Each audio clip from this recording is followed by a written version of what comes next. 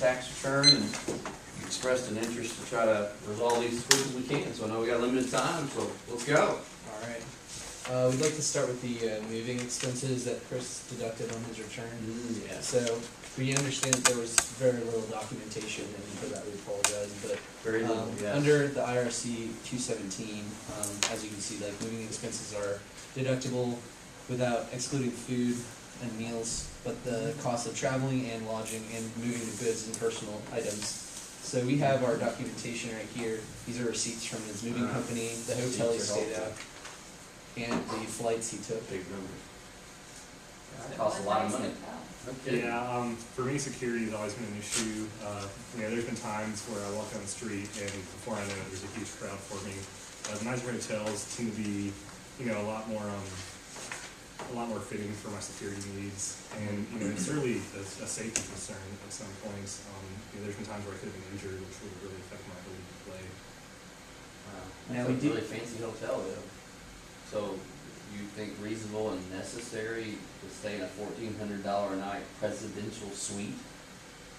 There's not a normal room in that hotel? Well, they do, but with the presidential suite, I have a certain degree of animosity. I'm away from the general people staying at the hotel. I mean, it's really a matter of word getting out that Chris Paul is staying at this hotel. And staying in the presidential suite also has other implied benefits, such as discretion, that I would not get He's very concerned about his family's safety more than anything, because he's a young son and wife, and he doesn't want anything to happen to them.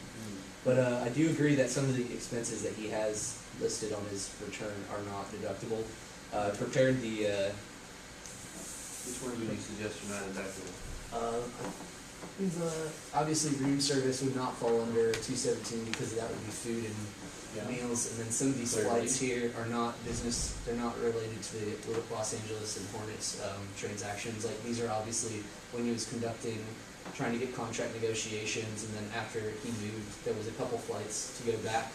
I think he had to do some closing on his house in New Orleans and finish up some business, but the last 3 there, I believe we've taken off. So there's a revised and the correct form 3903 that we should. I know that would be an awful lot for some normal person like me, but for some big stuff, I guess that could be deemed to be reasonable. So I'm inclined to allow that. Okay. It seems like you've tried to apply the law correctly. Thank you. Thank you for understanding. We'd like to discuss the bond interest next. Okay. We have a document provided by the bond providers for your reference. We'd like to address the U.S. Treasury bond first. Yes. We agree with you that the U.S. Treasury bond is fully taxable. I've been doing this for 18 years. I know something. So we would like to just go ahead and we will pay taxes on that. Okay, great. Then our next issue, the next bond is the American Samoa General Obligation Bond. Okay. We do believe that this bond is fully deductible under IRC section 103C2, which I have American here Samoa is a for you. state? Well, It's a cookie. That's really good cookies. this section defines a state as a possession of the United States and as a territory of the United States. American Samoa qualifies as a I don't know possession. that part, but it's not this states. That's a good catch. I have to agree with that. Okay, great. So then we can settle on that issue as well. Absolutely.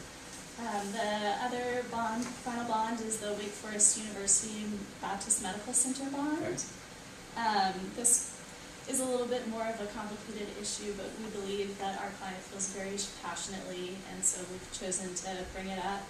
He cares very much about this organization, so I know he can tell you. His alma mater, right? Yeah, they've been very closely connected with the community. There's even a time my freshman year I sprained my ankle and I was taken there, and they had me ready to play on before the doctors issued. Okay. After looking at the code, we believe that this is deductible under IRC section 103B1 as a qualified private activity bond, which I have here. Yeah. So what support would you have that's a private activity bond? We looked further into the code at section 104 B1G, which defines a qualified activity bond as to include a qualified 501c3 bond. That I have- actually makes some sense.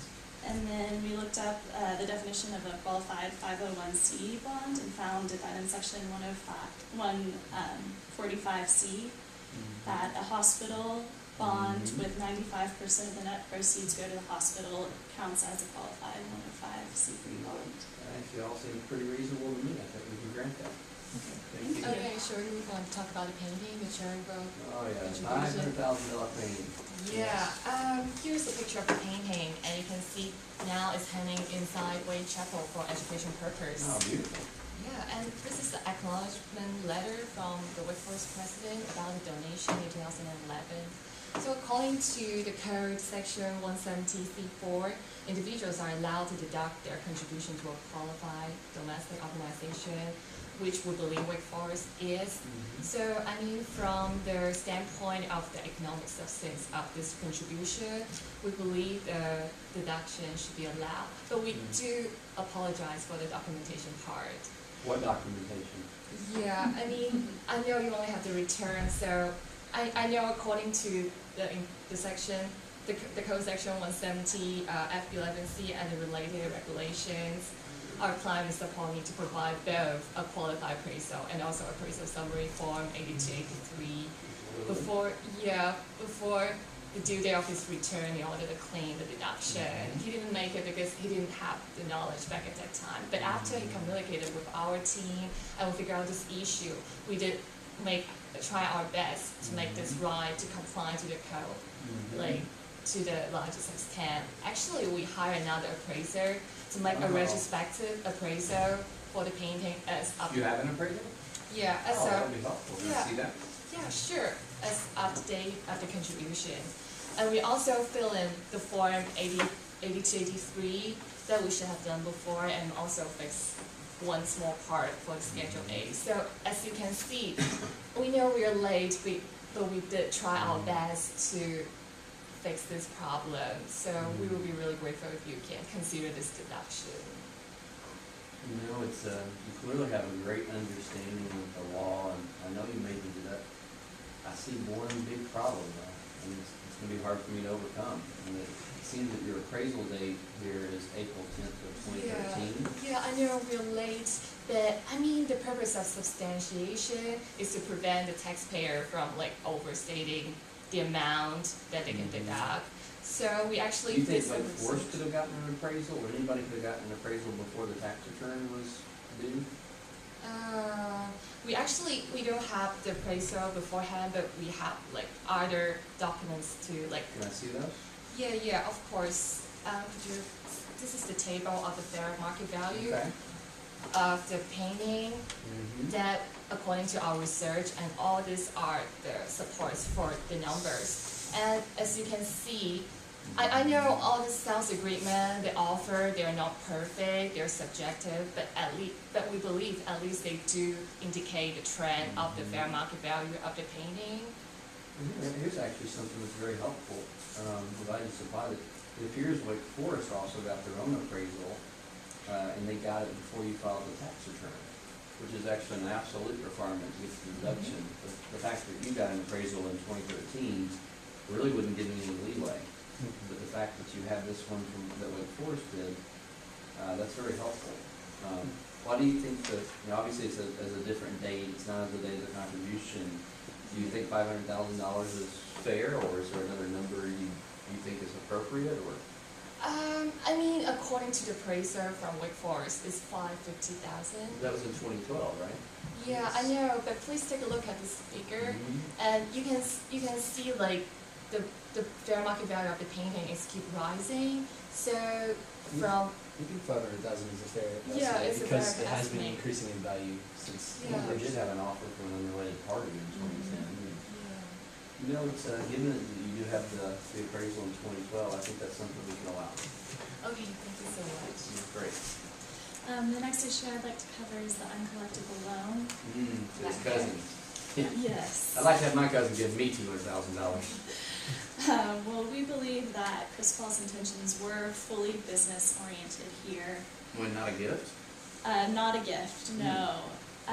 Chris Paul has made previous loans and arrangements that are very similar. Okay. In 2007, he made agreements with Derek Byers and Deshaun Wood Okay. that were very similar Yeah. in structure for the purpose of, as sort of an investment. Mm-hmm. He sees players who he thinks has great potential, invests in them You initially. think you'll do this again? Yes, I hope to. It's Yeah. been very After popular. losing $200,000, you'd Well, like I've to do it made again?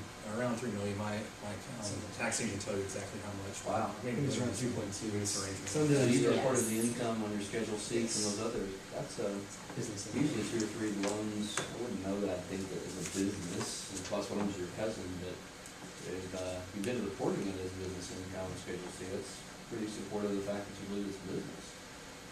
You know, so, yeah, I can probably buy off it's a business. I don't, the cousin thing bothers me a little bit, right? We Well, also Why should she get a deduction? I see, is there a loan document? Did you just hand in the money? What happened? we have a loan document, Oh, Promissory note from. a Oh, that's very promissory helpful. note from Jason Paul. What's he doing now, your cousin? Oh, unfortunately, he was not able to pay back the debt, obviously. He is in school right now, trying to. Where at? go What on school? Wake Forest. Oh, wow, I've heard that's an expensive school. How does he not have money? Well, the school is not working out so well for him. Unfortunately, he had hoped to get some loans and get a good job afterwards. I hate to say this about him, but things aren't working out for him at the moment, and he's just hitting So some he's hard not really on times. track for graduation, no? I'm afraid he's not. I hate to say it. I hate to say that.